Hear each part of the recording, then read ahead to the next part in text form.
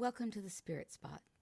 My name is Raina Shea Broussard, and it is my hope to help guide you into your spirit spot, even if just for a few moments out of your day. I invite you to set aside whatever you have in front of you, settle into your seat if you're able, and we'll begin with 3 conscious breaths. Breathe in through your nose, slowly, evenly, deeply, filling your belly, and breathe out.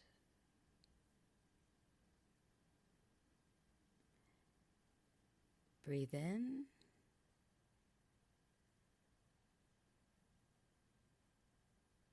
Breathe out.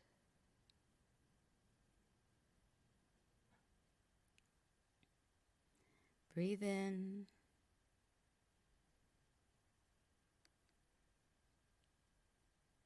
Breathe out.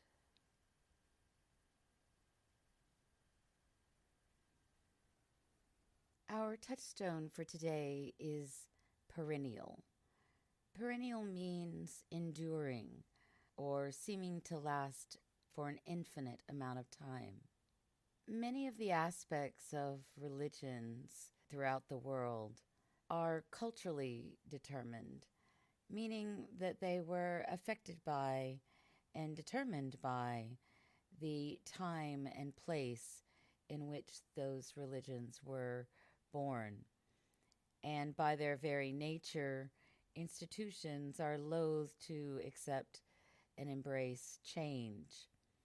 Fortunately, the sacred is not culturally determined.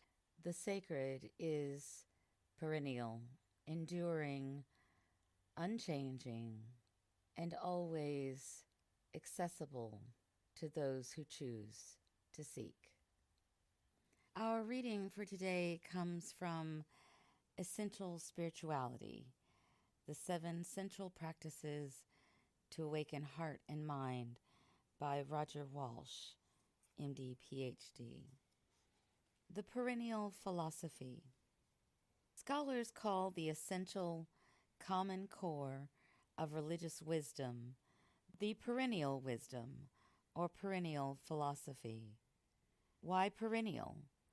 Because these profound insights into life have endured across centuries and cultures and have been taught by the great sages of all times. Developed over thousands of years, the perennial philosophy is a treasure house of humankind's accumulated wisdom. Vast in scope, profound in depth, it offers numberless insights into the nature of life and love, health and happiness, suffering and salvation. At its heart lie 4 crucial claims, actually observations, since they are based on direct insights by advanced spiritual practitioners about reality and human nature. 1. There are 2 realms of reality. The first is the everyday realm with which we are all familiar, the world of physical objects and living creatures. Beneath these familiar phenomena lies another realm, far more subtle and profound, a realm of consciousness, spirit, mind, or Tao. 2. Human beings partake of both realms. We are not only physical but also spiritual beings. We have bodies, but we also have, at the core of our being, in the depths of our minds, a center of transcendent awareness. This center is described as pure consciousness, mind, spirit, or self, and is known by such names as the neshama of Judaism, the soul or divine spark of Christianity, the Atman of Hinduism, or the Buddha nature of Buddhism. 3. Human beings can recognize their divine spark and the sacred ground that is its source. Although the soul or innermost self, being non-physical, cannot be known by the senses or the instruments of science, it can be known by careful introspection. Clear, sustained vision of our sacred depths usually requires significant practice to clarify awareness sufficiently. This is the purpose of spiritual practice. When the mind is still and clear, we can have a direct experience of ourself. This is not a concept of, nor an intellectual theory about the self. Rather, it is an immediate knowing, a direct intuition in which one not only sees the divine spark, but also identifies with and recognizes that one is the spark. 4. The perennial philosophy's fourth claim is that realizing our spiritual nature is the summum bonum, the highest goal and greatest good of human existence. Beside this, all other goals pale. All other delights only partly satisfy.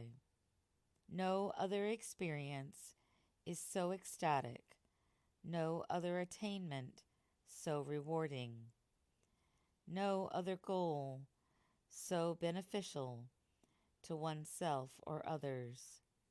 So say the wise of diverse traditions and ages.